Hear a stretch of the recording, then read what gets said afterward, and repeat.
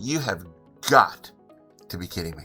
Sometimes I just sit back and ask myself, who actually creates the processes and procedures that we put in place in some of our dealerships? Either they have zero skill sets when it comes to sales, they don't understand how a dealership operates, or clearly do not understand a customer's wants and needs. So we signed up a dealership for 2 days of training. It was a very large Mercedes dealership. And part of our training is we initially do some mystery shop calls to the dealerships. Now, this was for fixed ops training.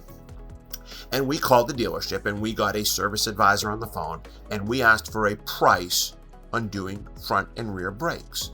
And the service advisor told us that it was $350 per axle for the labor, and that they would then have to transfer us to the parts department for us to get the price on parts.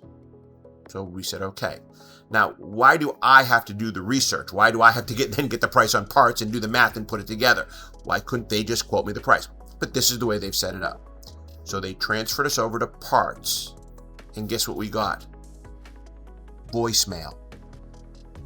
So we left a message. And we waited to see how long it would take for them to call us back. 24 hours.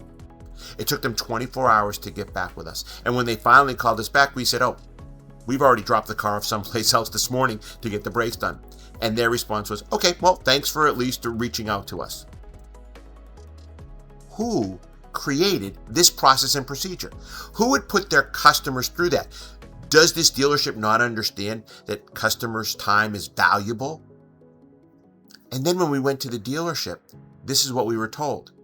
Well, that's the process and procedure that the service manager wants to follow, and we are not going to change it. Okay, then you know what we say? You can't complain about the results you're getting. And we wonder why we're not making more money in some of our dealerships. Good luck, everyone.